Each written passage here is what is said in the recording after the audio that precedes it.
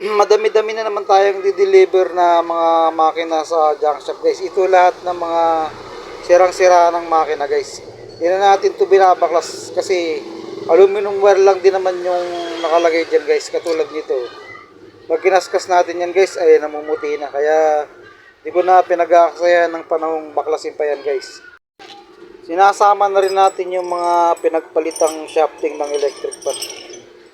Pag ganito na ang kondisyon ng mga stator guys na ating nababaklas, ay di na natin pinapariwind yan kasi yung mga bakal niya ay bloated na. Ibig sabihin niya guys ay punong-puno na ng kalawang at medyo alsado na yung mga gilid kaya di na natin niya pinapariwind. Pag ganito namang kondisyon ng rotor, yan ang ginagamit pa natin guys.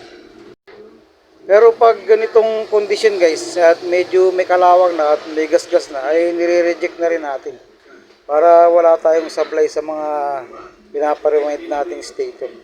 Pinipili din natin yung mga housing na pagkakabitan natin ng rewind na stator para hindi tayo mapayaya sa mga may-ari na kabitan natin ng makina.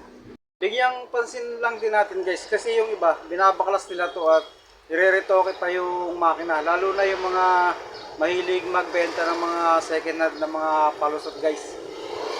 Oo nga't may posibilidad na pwede pang mapaandar kung babaklasin to at idudugtong yung mga putol na linya. Ang problema, ang usapin dyan guys ay kung magtatagal pa ba yung mga trabaho natin kung gano'n ang gagawin natin guys.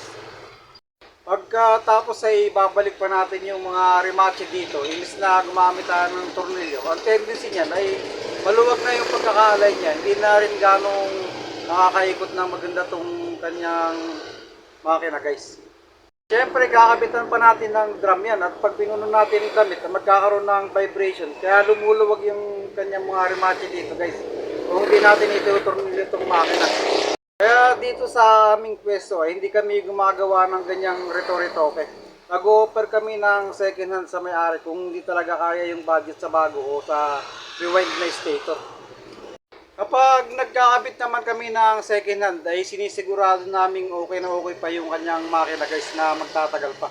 Kamukha nito guys medyo makalawang na ay nire-retoke pa rin namin yan guys. Nag-e-effort naman kaming maglinis at magpintura ng makina guys. Kaya ganito na ang kinalalabasan ng mga makinang kinakabit namin guys. Ito yung makina ng washing machine at ito naman yung makina ng dryer guys. Kahit paano nagmumukha na siyang bago at presentable na sa mga may-ari na pinagkakabitan natin. Sa mga second hand na makina ay mas nagbibigay kami ng warranty. Katulad dito guys, pag nagkabit kami ng second hand na makina ay binibigyan namin ng 3 months warranty. Pag nasira yan sa loob ng 3 months o wala pa, pinapalitan natin ng walang bayad sa customer guys. I-compare natin sa bago at rewind ay hindi kami nagbibigay ng warranty kasi hindi naman kami binibigyan ng warranty sa mismong binibila namin ng mga pyesa guys. Kung siguro sa iba ay hindi sila nagbibigay ng ganyang offer, dito sa aming shop ay best offer na binibigay namin sa mga customer guys.